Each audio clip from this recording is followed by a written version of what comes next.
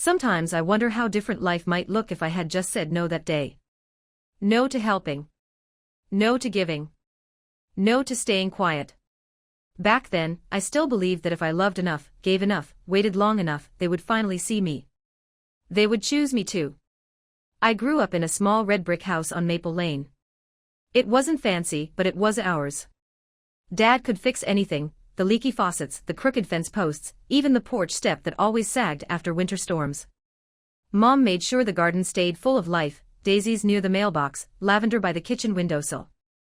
And my younger brother Jason, well, he was the prince of the house. Jason is 4 years younger than me, and even from the beginning, it was obvious he held a different place in the family.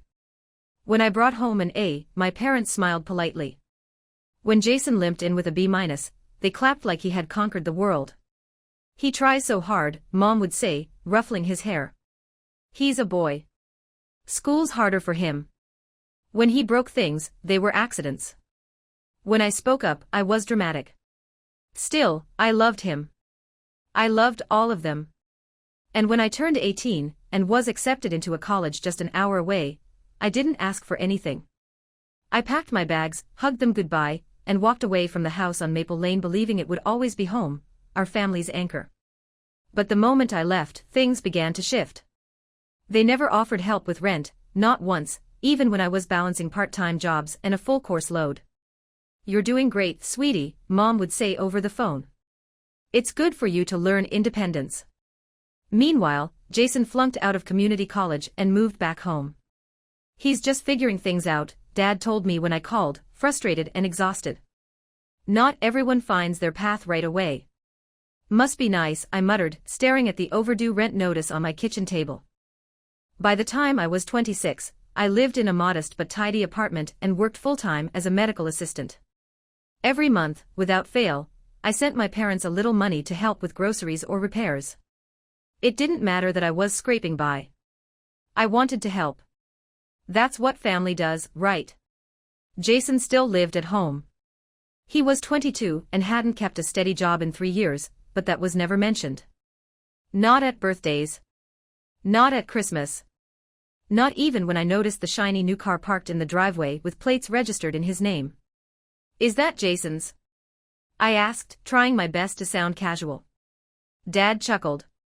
We co-signed. "He needs a way to get around if he's ever going to land a good job." "He doesn't have a job," I reminded them. "How is he paying insurance?" There was a pause, sharp and telling, before Mom snapped. "It's none of your concern, Sophia. We're a family. We help each other." I swallowed everything I wanted to say. For years I convinced myself to let it go. Family first. Be the bigger person. Don't cause problems. But something inside me finally cracked the day I came home for Thanksgiving and noticed that the for sale sign, the one that had stood in the yard all summer, was suddenly gone. "Did you take the house off the market?" I asked, a strange pressure tightening in my chest. I asked the question slowly, sipping lukewarm coffee at the kitchen table as if that could steady me. "Oh honey," Mom said, smiling like this was a delightful surprise. "We forgot to tell you, we've decided not to sell. We're giving the house to Jason. He's going to settle down here. It's time." I blinked. "Giving? As in, signing over the house?" "Of course," Dad replied, as if it were the most obvious thing in the world. "It's the least we can do to help him get on his feet." The mug trembled in my hands. "You're giving him the house," I repeated, "while I've been paying rent on my own for almost a decade, and sending you money every month." Mom nodded, entirely unbothered. "You've always been the responsible one, Sophia. You don't need help. Jason does."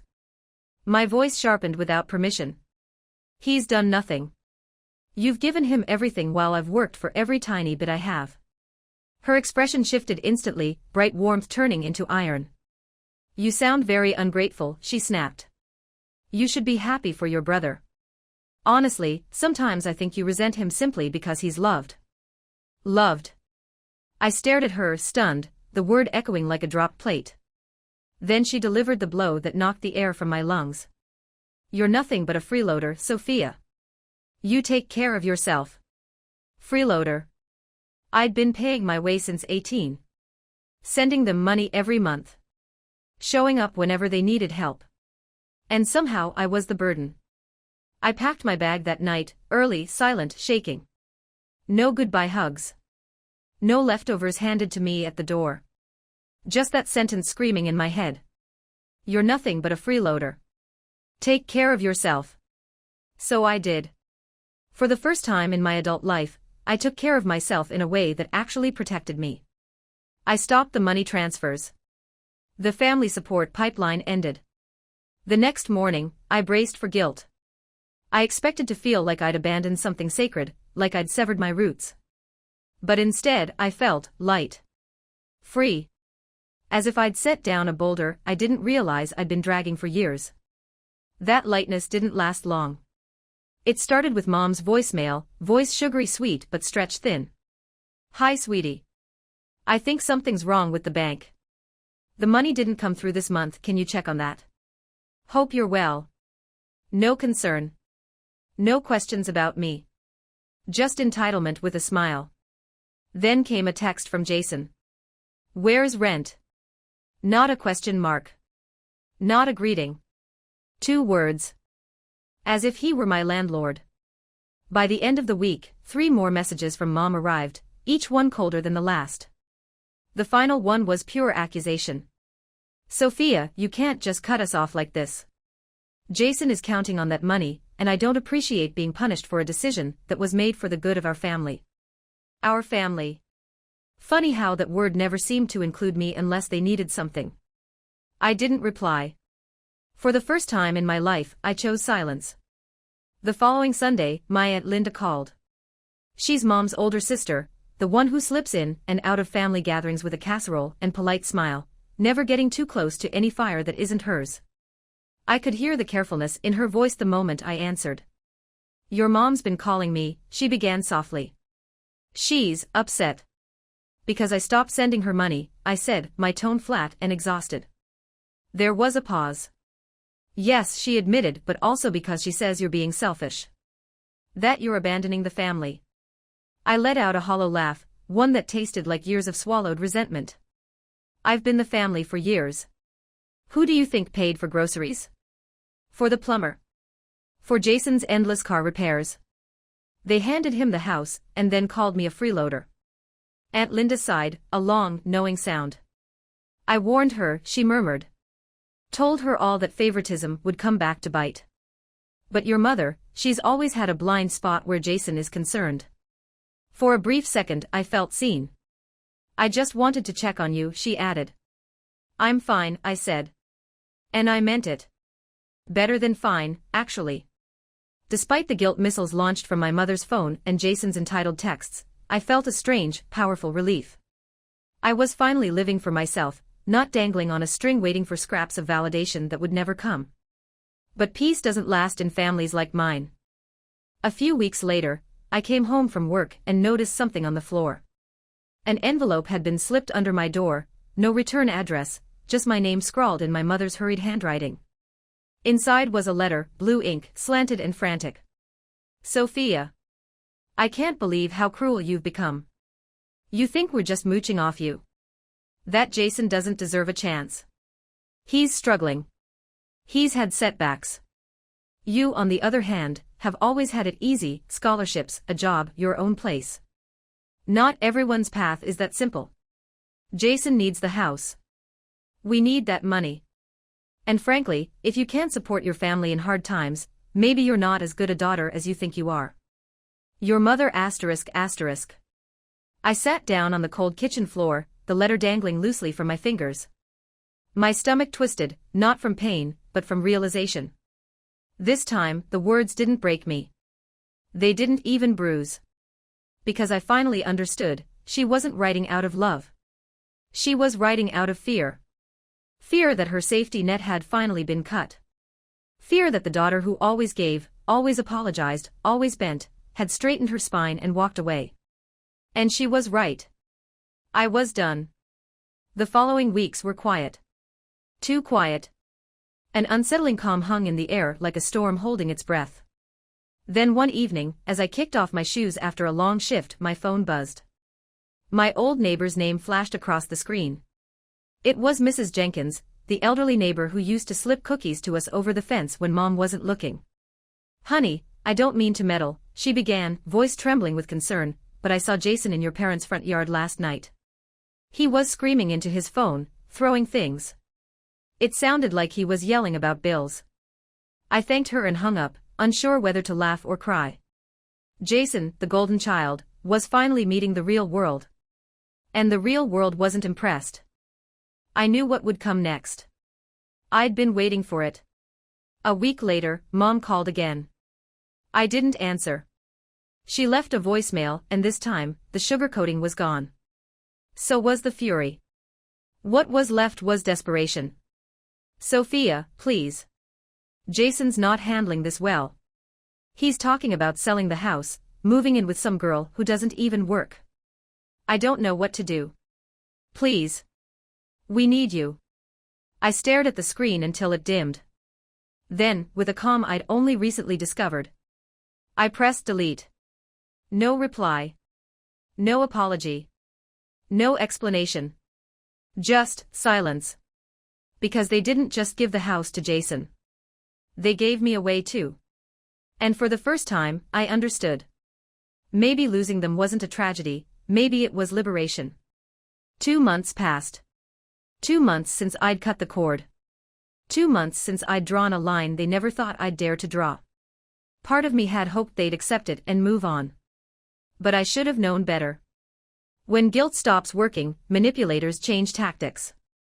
It started on a rainy Thursday afternoon with a heavy knock at my door. I peered through the peephole. Jason. Hair slicked back like he was pretending to have his life together. Cheap hoodie soaked through. A smirk plastered on like armor. "Open up, Soph, we need to talk," he said, as if we were old friends instead of emotional parasites and prey. I stood silently behind the door. No movement. No response. "Come on, I know you're in there," he hissed. Still, nothing. He muttered something low and angry before stomping down the hallway, water splashing under his shoes. I thought that was the end of it. I was wrong. 2 days later, he was waiting inside the lobby of my office building, bouncing his knee like a man who couldn't sit still with his own choices. "Sophia," he said, stepping forward. "Don't make a scene." He looked worse up close, pale, unshaven, jittery. Too many sleepless nights, too many bad decisions piling up. I walked right past him. "Wait," he snapped, fingers closing around my arm. I turned slowly, voice low and sharp. "You have existed just fine on my dime for years." "You're so dramatic," he scoffed. "Mom's sick over this. You've ruined her." "No, Jason," I said, steady as steel. "She ruined herself, by protecting you instead of raising you. And now she wants me to clean up the mess." He let out a laugh, short, bitter, ugly. "Wow. You really think you're better than us?" "I think I worked for everything I have," I replied. "You wouldn't know what that feels like." His face tightened, wounded pride twisting his mouth. "Fine," he spat. "You'll regret this.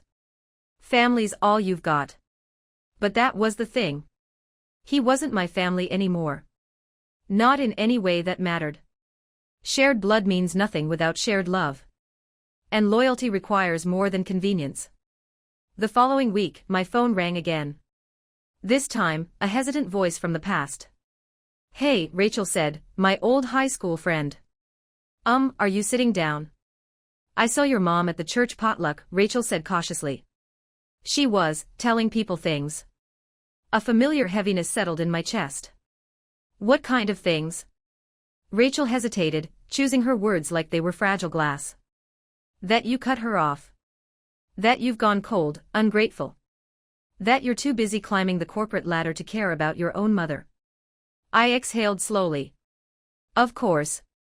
Mom always needed an audience. Rachel wasn't finished. "She also said you threatened Jason." My heart stopped. "What?" "She told people he came to talk to you and you, quote, threatened to call the police. She's saying you're trying to tear the family apart." I laughed, a short, disbelieving sound that scraped at my throat. Not because any of it was funny, but because it was so perfectly predictable. That was Mom's greatest skill. Rewrite the story until she becomes the tragic, selfless mother. And I become the cruel, heartless daughter. That never happened, I said flatly. I figured, Rachel replied gently. I just wanted you to know what's going around. What stunned me wasn't the lie itself, I had lived under those for years, but how easily she turned truth into a weapon. How she wielded guilt like a blade and reputation like a shield. I used to believe family meant loyalty, honesty, love. To her, family meant leverage. The moment she couldn't control me anymore, she rewrote me into the villain. The final straw came 3 days later. I had just finished cleaning my apartment when my phone buzzed, a new email. From a realtor. Subject, following up on your inquiry. Hi Sophia. Following up regarding your request. I've attached the listing for the house on Maple Lane. Let me know if you'd like to schedule a tour. I froze. I hadn't contacted any realtor. I hadn't asked for anything. Confused, I opened the attachment. And there it was. My childhood home. For sale. Photos of the living room where we once placed Christmas stockings. The kitchen where Mom baked banana bread while singing along to the radio. Each room staged, polished, stripped of memory. Not a trace of us left. My stomach twisted. The ground beneath me felt unfamiliar. I called Aunt Linda, voice shaking. They're selling it? I asked. After giving it to Jason. She sighed, exhaustion laced into the sound. He's drowning in debt, Sophia. Maxed 3 credit cards. Pawned your dad's tools. Sold the riding mower. I guess, the house was next. My throat tightened, not because I wanted the house. I didn't. It was never about the bricks or the front door or the porch Dad repaired every summer.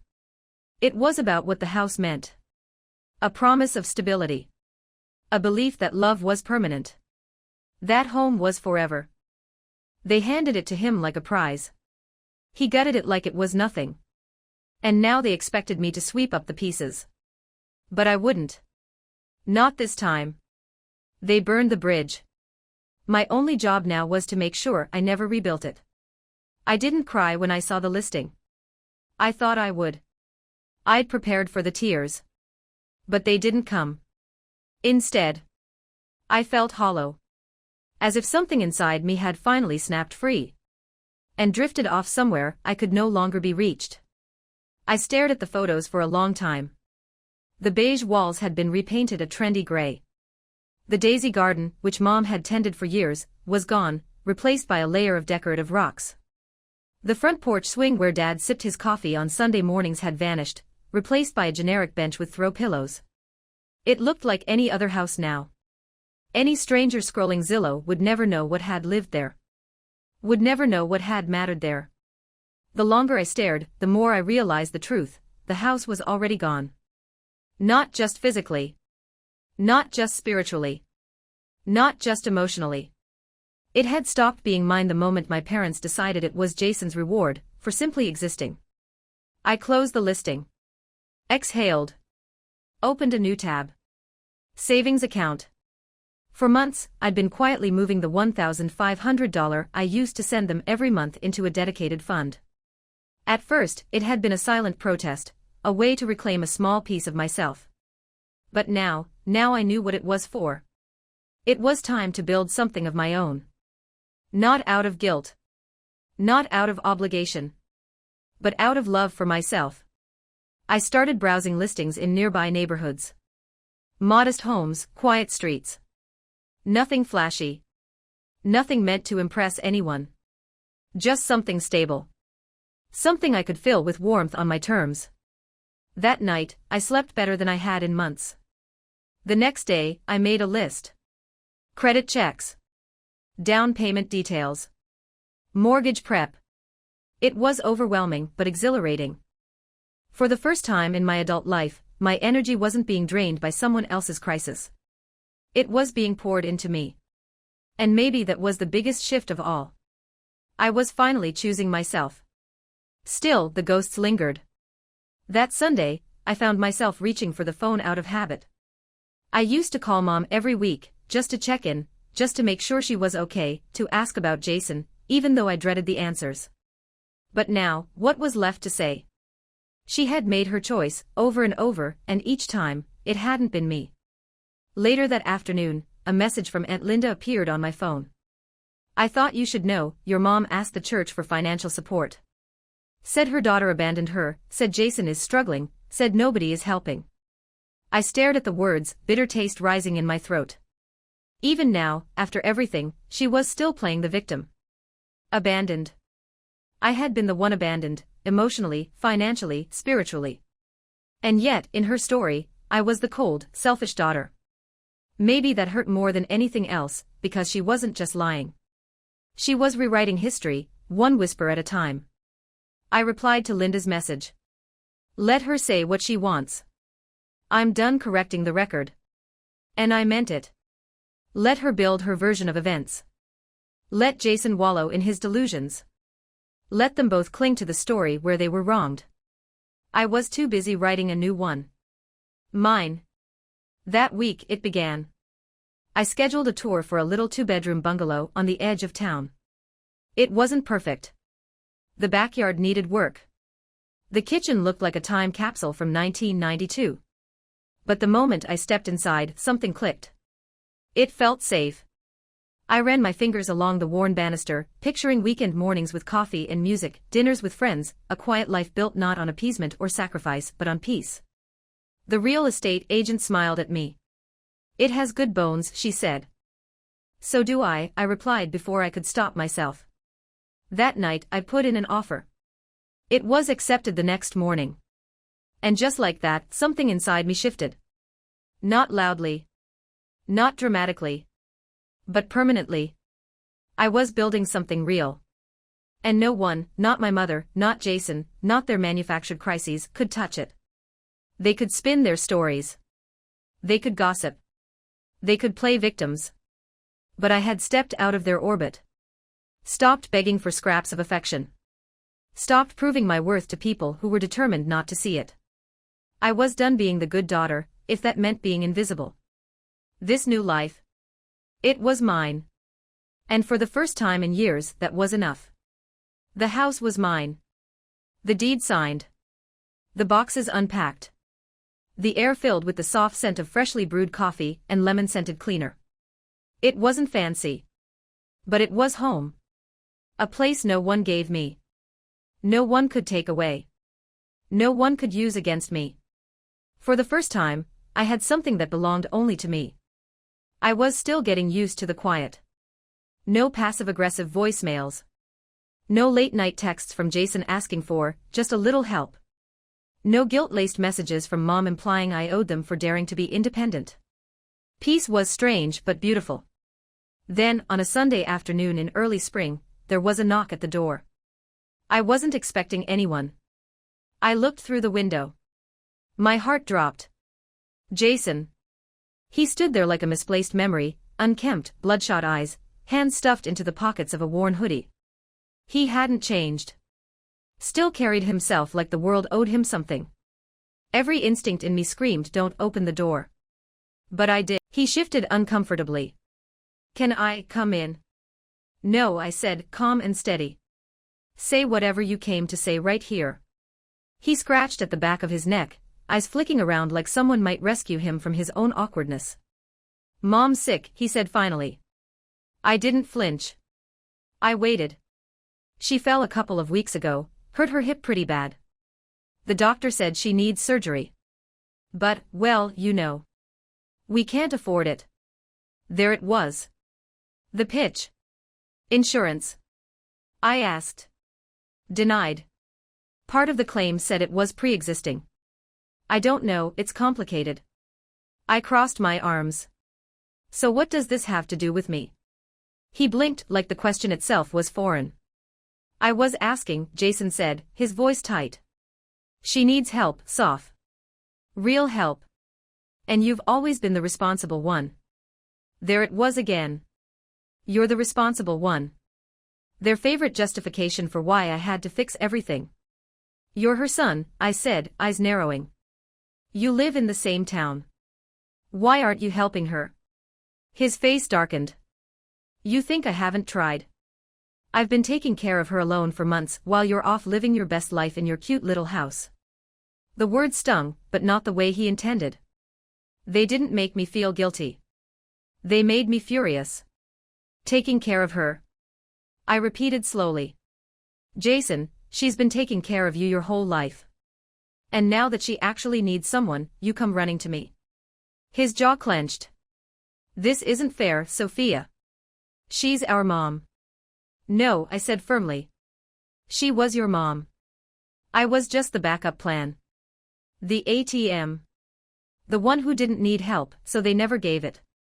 He froze, stunned, like he hadn't expected me to say it out loud. Like deep down he knew it was true. She's asking for one last chance, he said finally, voice tight, to fix things. She talks about you all the time, says she wishes you'd come back. That she messed up. Did she send you? I asked. He hesitated. She doesn't know I'm here. I raised an eyebrow. So you're here to manipulate me on her behalf, and she doesn't even know. Or did she just not want to be the one to face me? He didn't answer. I sighed and stepped back slightly. I hope she recovers, Jason. I do. But I'm not paying for it, and I'm not coming back. No, I added sharply, she made her choice. So did I. He looked at me like he was seeing a stranger. You really don't care, do you? And there it was.